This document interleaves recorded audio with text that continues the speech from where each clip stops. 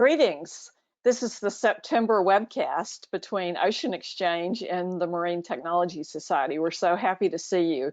Today, we're going to talk about market disruption as it relates to innovation in the blue economy space. And we all know that we're going to need a lot of disruptive technologies to move ahead. First, I want to tell you about Ocean Exchange because I know that we always have some new attendees to our webcasts. We are a nonprofit.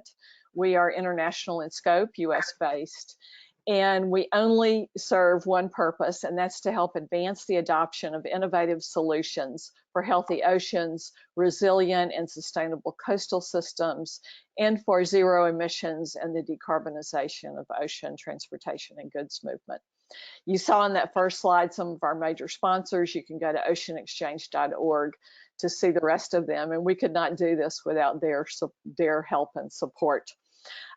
Just a news flash, we closed our Neptune and Orcel awards process in the last few days, and we've selected 25 semifinalists for our $200,000 purse for those two awards. And we offer awards to innovative startups with at least working prototypes. So stay tuned to us to hear more about that process. We will select the finalists by the end of September.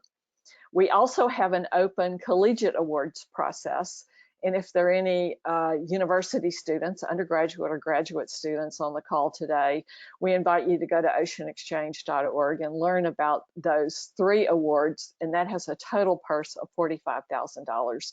The applications are still open for the collegiate awards, and they will be open until September 20th. You see, we're celebrating our 10th anniversary. Our event will be in Fort Lauderdale this year, October 24th through 26th, and there's more information on our website. Now I want to turn it over to Zinc Willis of the Marine Technology Society.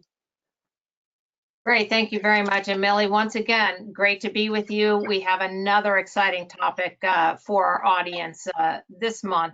So let me talk very briefly about the Marine Technology Society. It's a professional society that has 2,000 individual, corporate, and institutional members in 20 countries. Established in 1963 on the premise that it's important to foster advances in marine science and technology that benefit humankind and contribute to the sustainability of planet Earth. I'd like to define MTS in 3 C's. First, we connect. We connect our members through professional committees and sections. Our sections include geographic sections, as well as an early career ocean professional and student sections. We're excited that our Oceans Conference from 21 to 23 will actually be in person this year in San Diego, so please join us. We've got great papers on the technology advancements, a series of special panels covering offshore wind, underwater vehicles, justice, equity, and inclusion. And throughout the conference, there will be an early career ocean professionals and women leadership in technology and science programs. If you can't be there in person, please join us virtually. I like to say we're a catalyst. MTS, along with SUT, has launched the Chartered Marine Technology Certification Program. Please see the MTS website for information on how you can apply. We have mentoring programs, and we support organizations such as the United Nations Decade of the Ocean. We communicate. We communicate on the importance of marine technology through our journal, our monthly newsletter currents, and social media.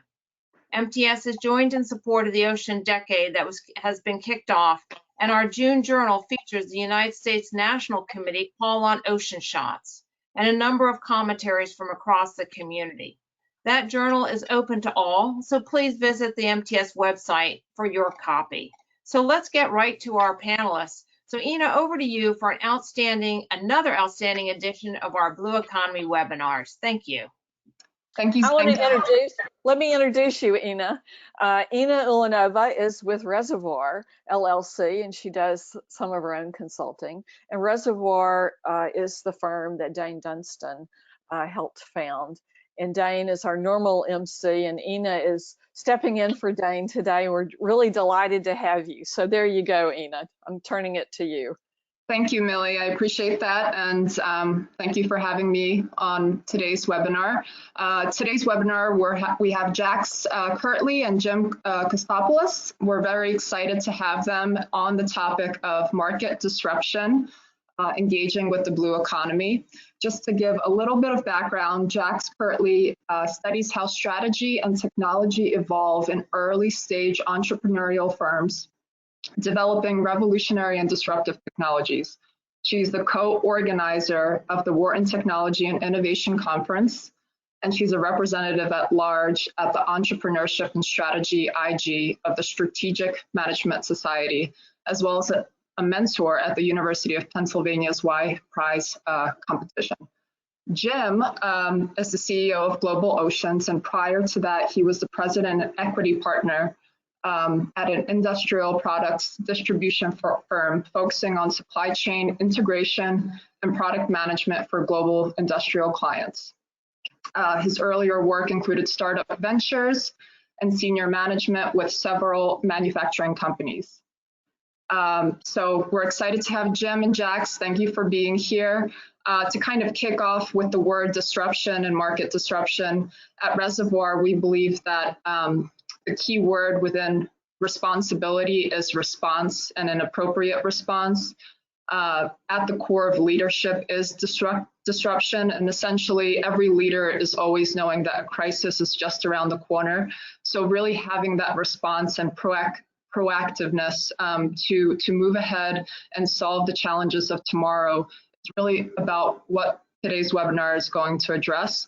So I'll kick it off to Jax to get started.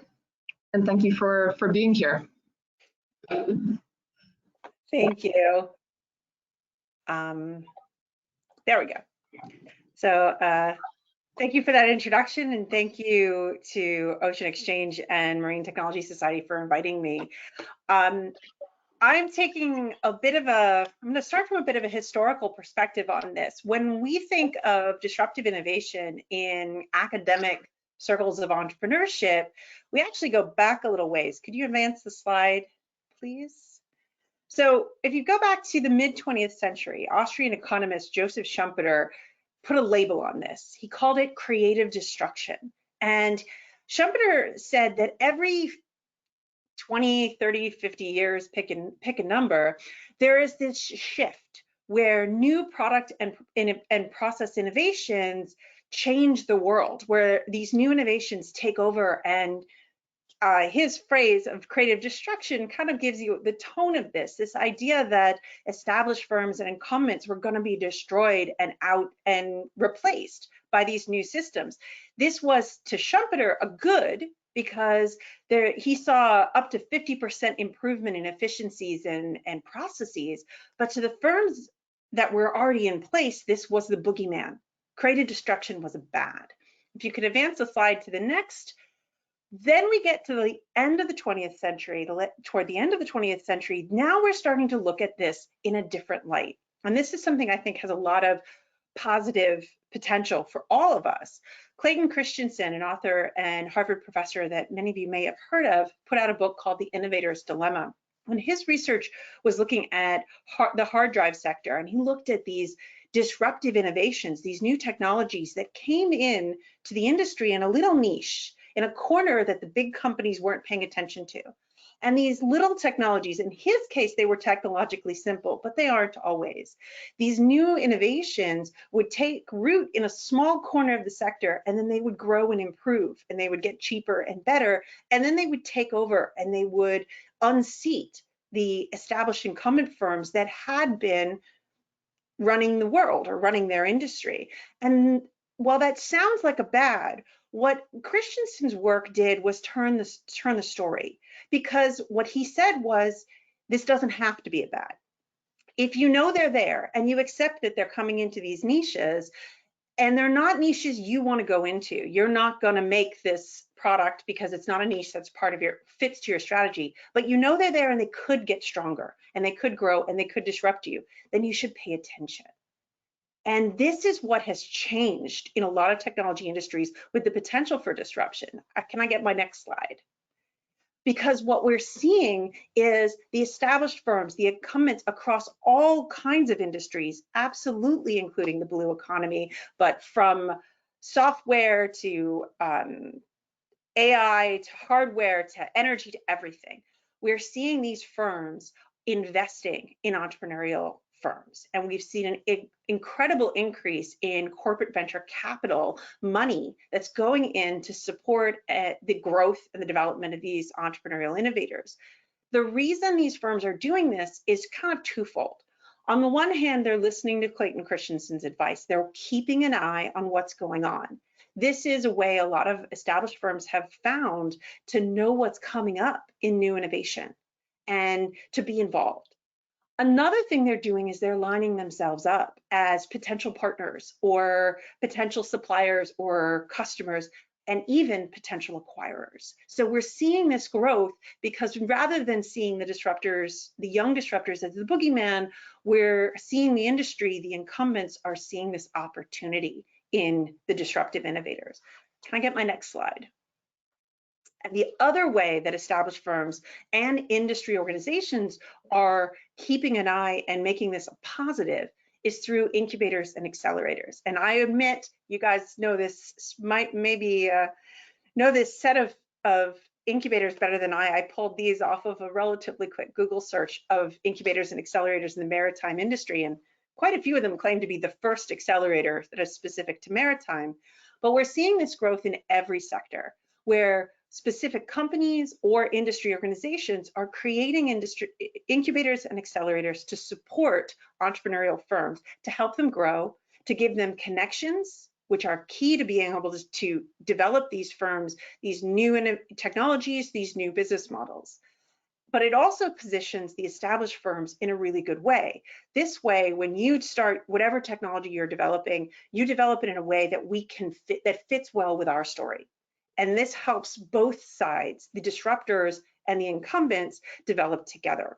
And we're seeing a lot of opportunities come out of this in every industry and every sector. Next slide. But there's still a challenge because the fact is disruptive innovation, especially in technology sectors, is expensive and slow. And there's a phrase we use in entrepreneurship quite a bit, the valley of death. When you're disruptive, there is a significant concern. You can come up with an invention, an innovation, an idea, but how do you get it across and get it commercialized? The CVC, the incubators and accelerators, those are resources. And the other resources that these firms, these startups are going to, we look at grants and philanthropy. We also see VC funding. The problem there is grants and philanthropy, that's limited money. Those checks are only so big. And the VC model, which puts in much larger checks, looks for relatively short turnaround for their investment, return for their investment. And they're also looking for huge returns. So they're generally, you talk to a VC, you want to be able to talk or present that you have a 5, 10, 50 times potential multiple to their investment. And that gets harder and harder with risky disruption and hard technologies. Can I get my last slide? One of the things we are seeing as a story for how disruptive firms are pulling this off is looking at their businesses as part of an ecosystem. So rather than just creating a business that is fully integrated vertically from end to end, we're seeing the disruptors get into industries and by coming in just one piece of their ecosystem. If I am one module in this ecosystem, I'm going to focus on building what is my skill set, what is my capability, what am I really good at? And those startups then integrate, complement with the other firms that are already there, which gives us a chance to be, again, the positive instead of the boogeyman as a disruptor. And that allows us to build smaller firms for less money, focus on what we're really good at, and integrate in a way that lifts all ships. This is still challenging because now you're depending on the other firms around you to support your disruption, to believe in you. And that becomes a different challenge, which really just kind of points back to entrepreneurship is never simple or easy, but it's what we're seeing are different ways that entrepreneurial firms and innovators are rising to the challenge and using the systems around them, their business models, the tools they have to be able to come in and achieve those things. So that's what we're seeing on our side from an academic view of disruptive entrepreneurs. Thank you, Jax. Jim, if you'd like to start your slides.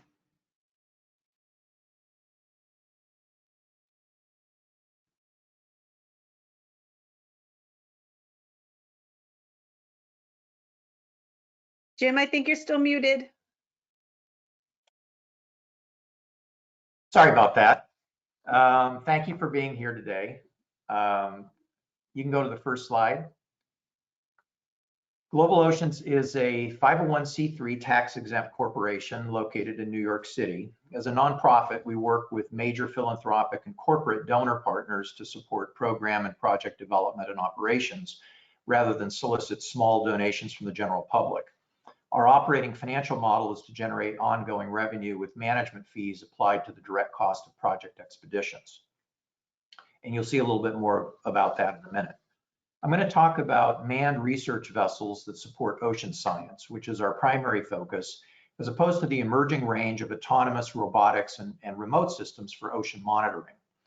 The traditional research vessels I'm referencing are typically global class ships that are purpose-built or converted for scientific research, with built-in laboratories and workspace, generally owned and operated by governmental institutions and funded with public monies. And as such, these represent a finite number of large infrastructure science assets with a high life cycle cost when you fully integrate design, new build, and operation through decommissioning. The points at the top of this slide point to several challenges with the current model. While the autonomous systems are rapidly adding to the global database, large ocean-going scientific vessels remain critical for conducting deep sea research in polar regions, for training scientists, and for many other applications.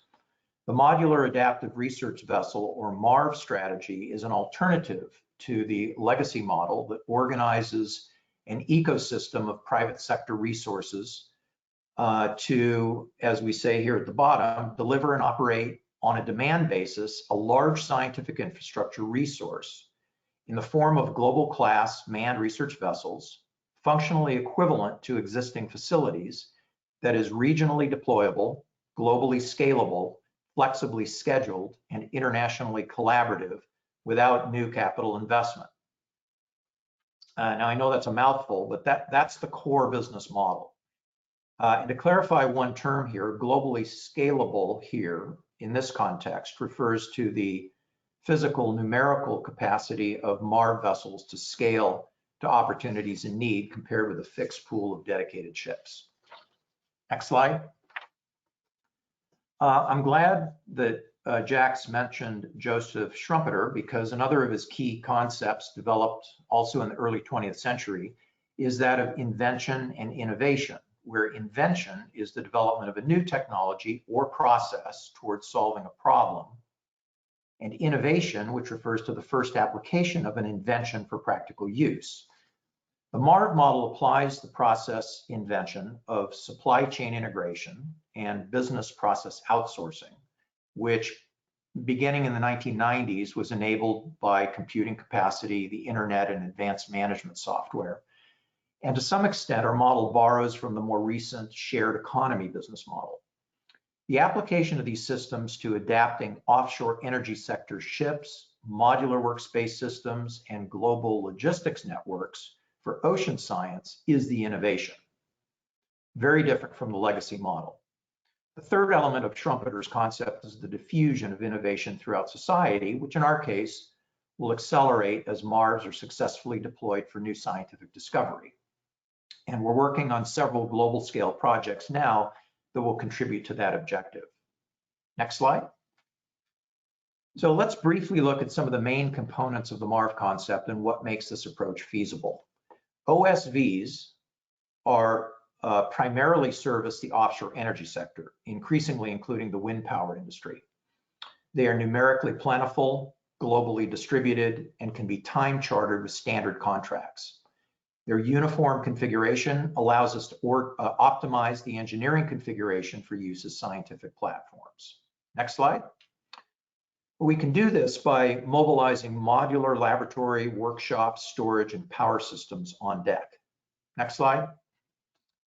And these systems can be connected and installed in a range of project-specific configurations. These systems are globally certified and built to meet ABS certifications for human habitation. Next slide.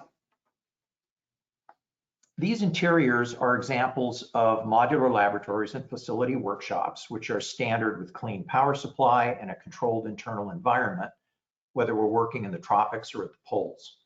Internal construction is also modular, so we can customize workspace with low temperature storage, fume hoods, recirculating seawater, computing support, and other systems. Next slide. This is a MARV project configuration we're working on now for the Global Seamounts project, showing the complement of individual labs, workshops, storage, undersea vehicles, and deck support on an OSV from Hornbeck, which operates vehicles in the Gulf of Mexico and the Atlantic. Next slide. We're also developing innovative technologies and partnerships that extend and add value to the MARV model. Here are two examples. Offshore service vessels are not normally equipped with multi-beam sonar for generating bathymetric maps.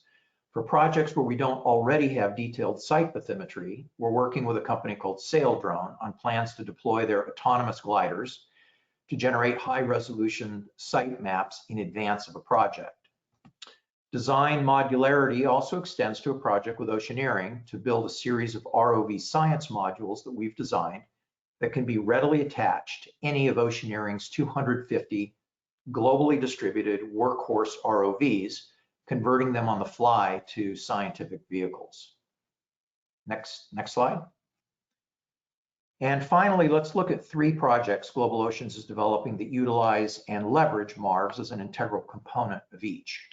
The Global Seamounts project is an international initiative to systematically survey deep sea seamounts in the Atlantic, Pacific, and Indian Ocean basins, and to use the standardized data sets that come out of that project to develop new advanced computational behavioral models of seamount ecosystems.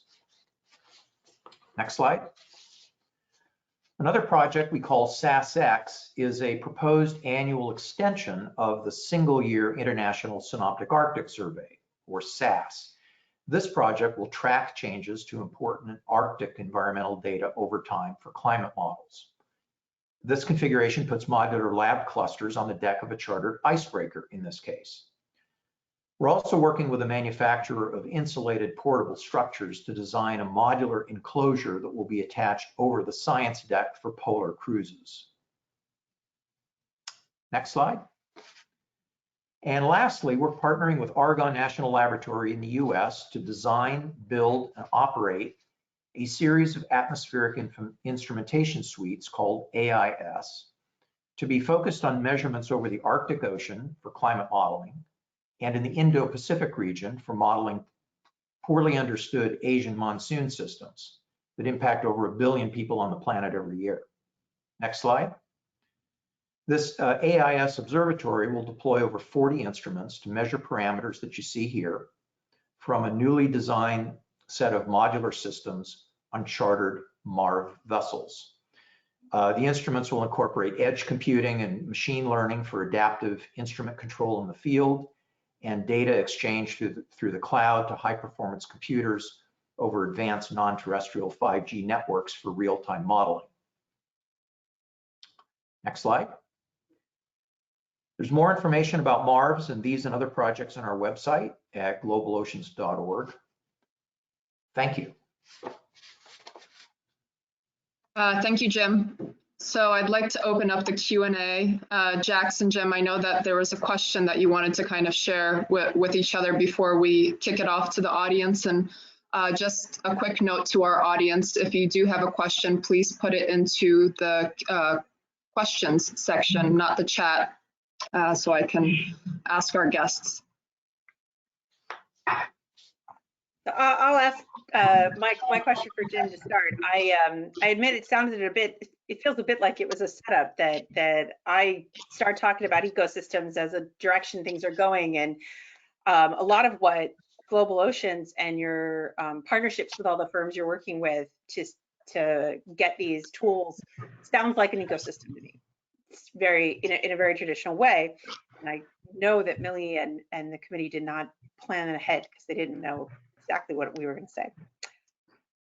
One of the reasons we're seeing ecosystems becoming an increasing value proposition to disruptive firms is efficiencies.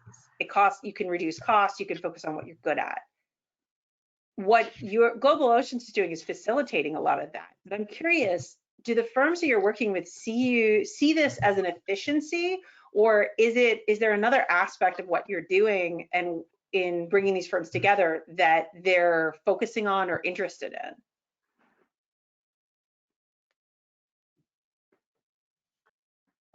No, I think that they see the benefit of doing this. There is efficiencies that accrue to this method that you get with supply chain integration, where each of the partner firms can focus on their core competence. And typically we'll work with companies within their own domain, within their own commercial domain. We're not trying to reinvent the way companies work with us. We are doing some unique things, for example, with Oceaneering to design an integrated science module that converts any of their commercial sector ROVs into science platforms. And that's a partnership. But for the most part, we work with suppliers on sort of their commercial terms and based on what they normally do. But it is adaptive.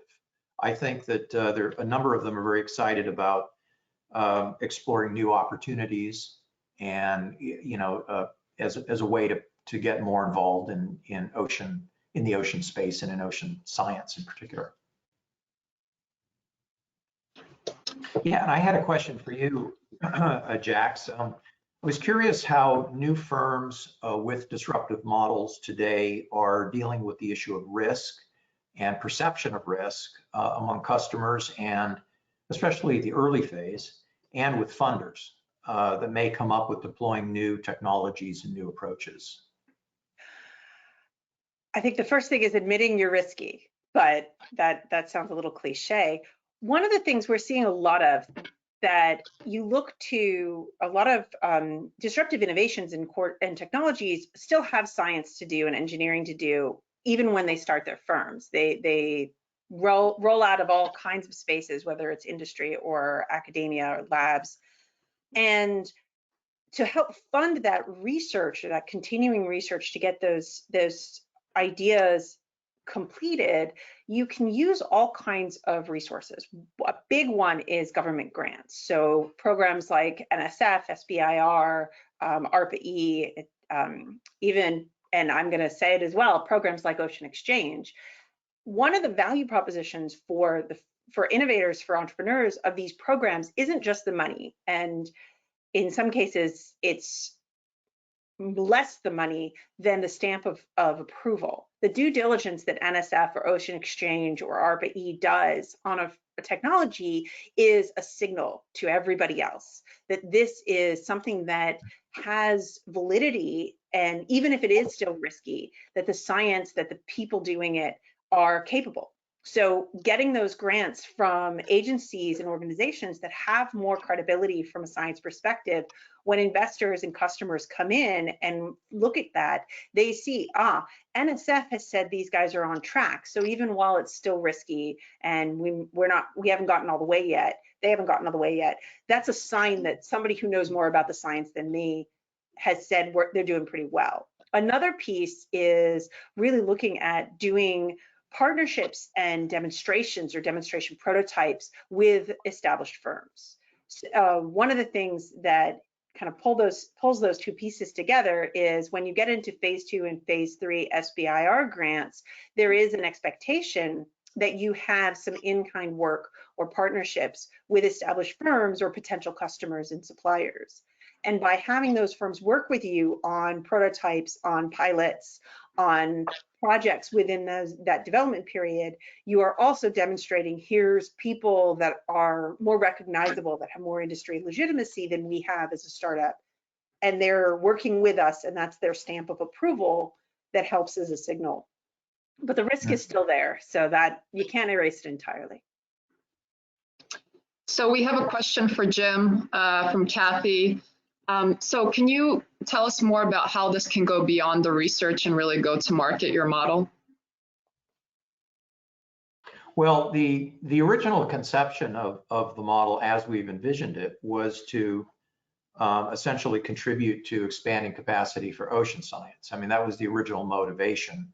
Ocean science, I mean, has gone through a lot of evolution, especially with new technologies that are able to envision autonomous systems and certainly remote sensing from space, but also within the environment with floats and gliders and robots and all kinds of new things that are emerging that are really expanding the capacity for data gathering in the ocean.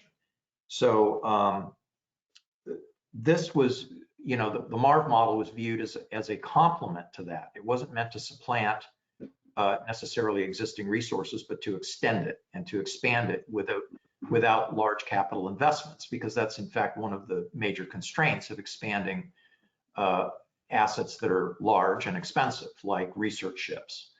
And so this was a way to look at how we can leverage the commercial sector and the billions of dollars that are there already in the offshore energy sector, and to mobilize them as an intermediary, both operationally and transactionally, for the benefit of the science community. The science community is, you know, in terms of manned vessels, is really reliant on government-funded programs and assets. And that's historically the way it's been for a long time and still is.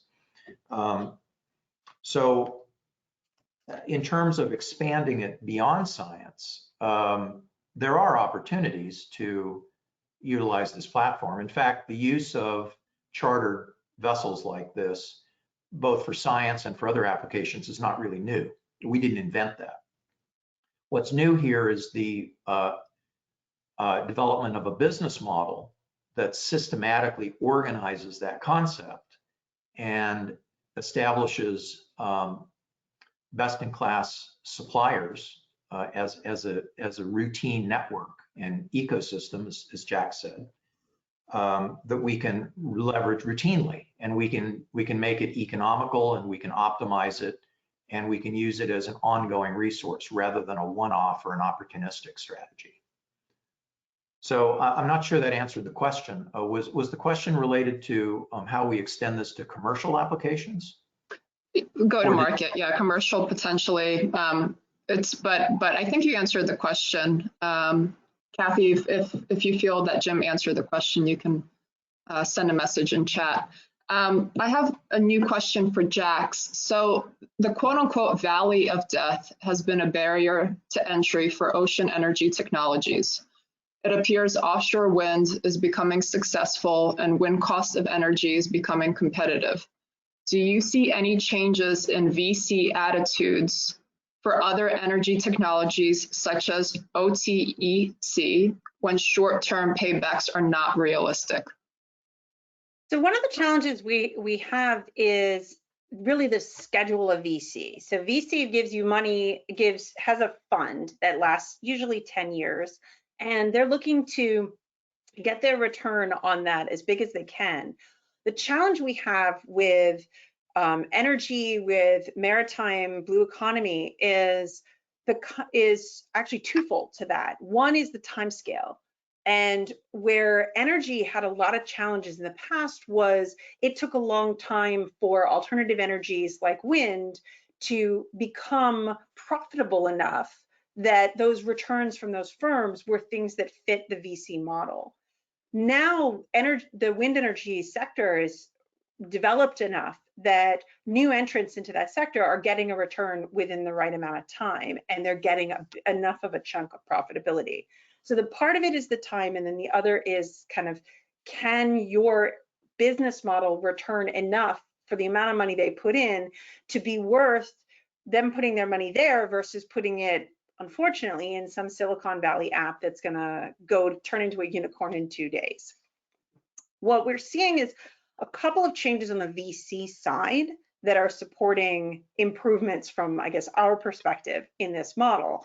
One is we're seeing a lot more impact and thematic based VCs where the fund they create has a theme, and it is energy, it is some grand challenge, whether it's climate change or blue economy or health.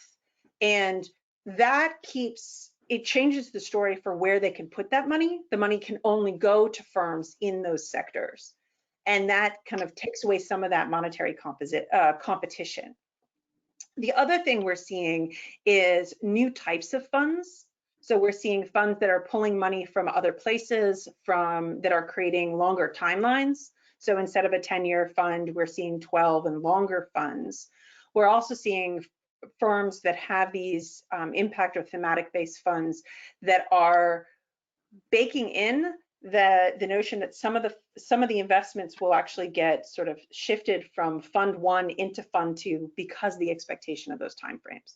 But the biggest challenge with getting some of these grand challenge oriented startups funded by VC is the amount of the multiple return. We tend to find these are innovations that are expensive to get going, and so that limits your multiple.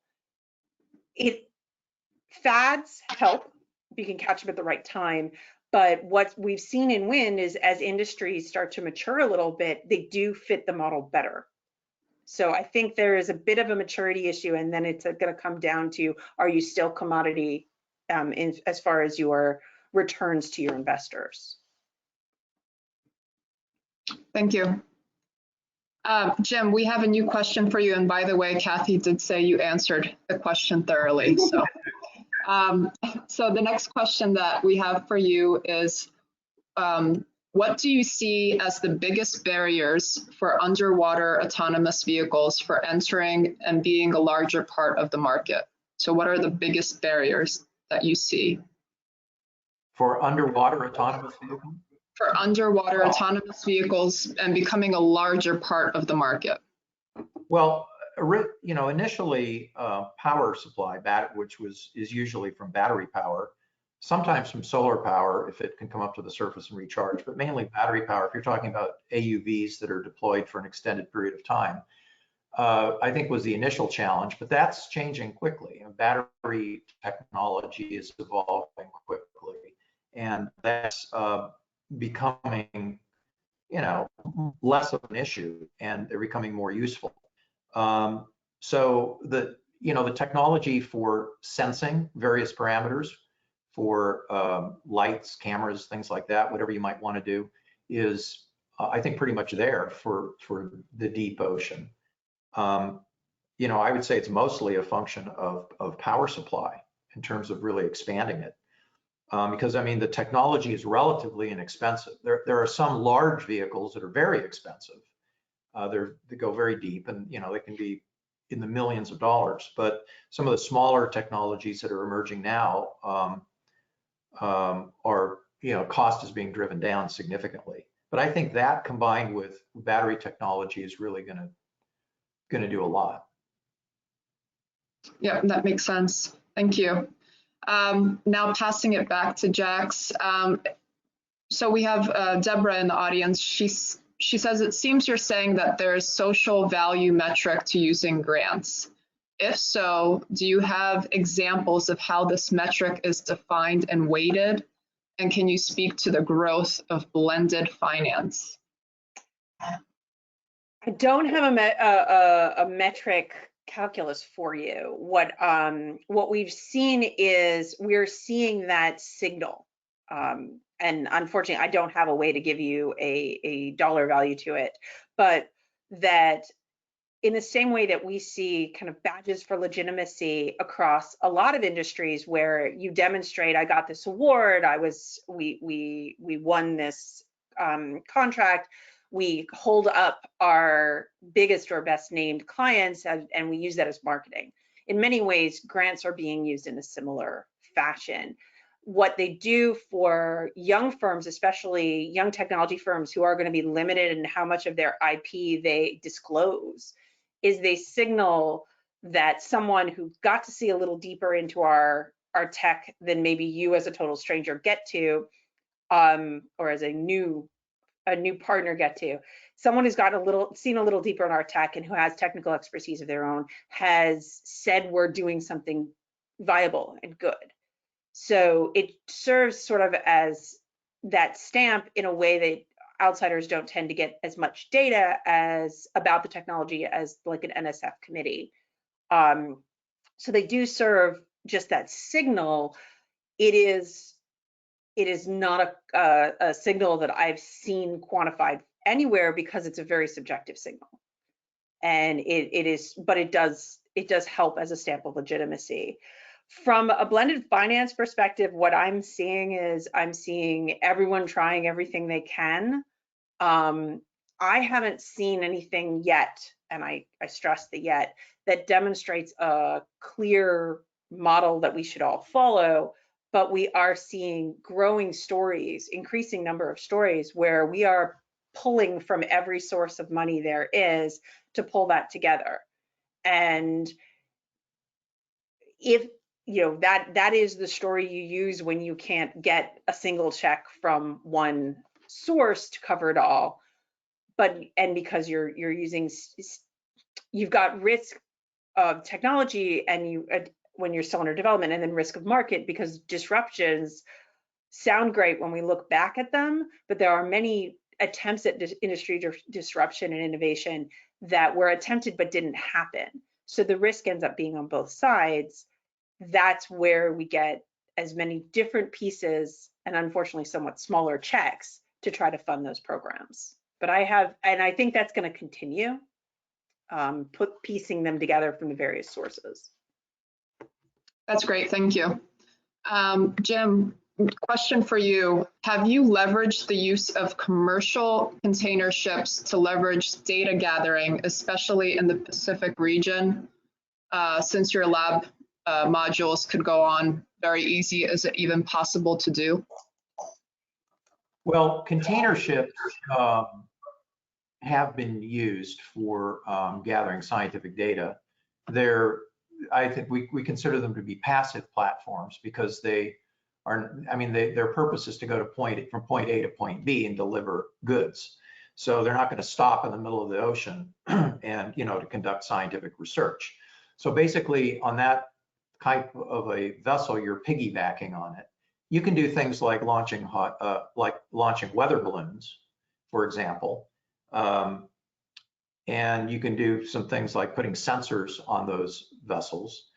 And you could put modular labs up on the top. I mean, these things, keep in mind that cargo vessels sit very high up off the water, and if you're on the top of one, you can be 100 feet off the water. So you're not going to, you can throw sensors and overboard equipment off the side, but you really can't do any concerted stationary research per se. So those have been called vessels of opportunity, and fishing vessels also serve that purpose, and other vessels like private sailboats can serve that purpose. So there's a limitation there as far as putting fully functional labs on top of those. Part of the challenge of that is that you need to power the labs. Those labs are usually used for analytical work, for processing samples. So the question would be what samples are you going to gather if you're on the top of a very high cargo vessel that's steaming full blast from here to there. So, we don't see it as a direct application. We see this whole area of so-called ships of opportunity being a separate category of resource than what we're proposing. Our model is really as a functional equivalent of a dedicated research vessel that can do whatever we want it to do and to go wherever we want it to go. Thank you, Jim. Millie, I see that you're back on. We have one last question, or shall we? Yeah, take one more and then I have the hook. Okay, great. So Jax, last question for you. Through the scientific community, typically there is reluctance to share data. So do you have a mechanism and or requirement for data sharing?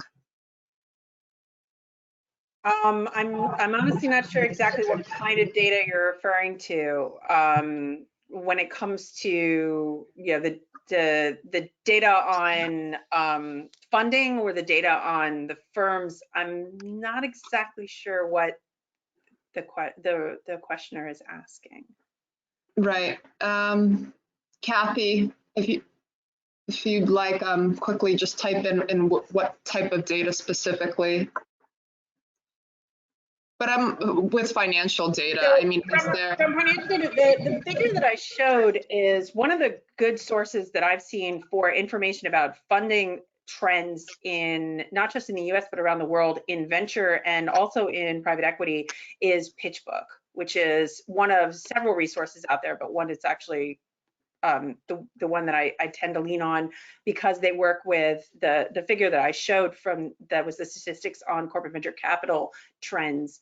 They do regular report called the Venture Monitor, and they do that in partnership with the National Venture Capitalists Association, and that looks at trends both in the U.S. and outside of the U.S. for all different kinds of funding by sector and by a number of different measures, so sectors, but also social measures and regional measures and other things. And that has been a useful source for kind of larger trends. In many ways, entrepreneurship still has a lot of information that travels in small regional circles. So local networks and local entrepreneurial groups are great resources for finding out what's happening amongst the firms and investors in your region. Yeah. That I think from that perspective, that might be the. I think that's great. Yeah. I want to ask a follow-on question though, and then I'll close out. Is it specific enough about blue economy and maritime, or is it more generalized, this data that you're talking about? It's not enough about blue economy. So what I've found is that a lot of areas where I see reported information about entrepreneurial industries, we see emerging technologies, we see energy technologies, we see supply chain technologies, and we see them separately. So I haven't seen anyone who's putting out measures that are specifically focused on blue economy. I'm sort of pulling blue economy measures out of some of the other categories that they get put into. Sounds like a great opportunity for somebody, Jax. Anyway, thank you both. And thank you, Ina. It's just been great. As I mentioned, Ina is Dane Dunstan's partner. We're really delighted to have her. And it turns out she's going to attend Ocean Exchange as well. So we have a chance to meet in person. Thanks so much, Ina. Next slide. Thank you, Millie. Our next webcast, October the 6th, it's about workforce development. So it is something that is equally important to the topic today. Today was, how do you get all this tough stuff funded? Then, how do we develop a workforce and transition a workforce away from some of the old economy areas to the new economy areas? I do want to mention Ocean Exchange is October 24th through 26th in Fort Lauderdale. We will be in person. We're going to limit the attendance. So if you're interested, talk to me sooner rather than later. Next slide. Recognize our sponsors and recognize MTS. It's just been a great partnership this year. Thank you, MTS. Next slide. And then we want to recognize our panelists, of course. Thank you, Ina. We have 3 great people behind the scenes. None of this would happen. It's normally it's pretty smooth, and it continues to be smooth, and it's because of them. We do record this and we curate it on our websites. And thank you all, and we'll say farewell at this point for next month.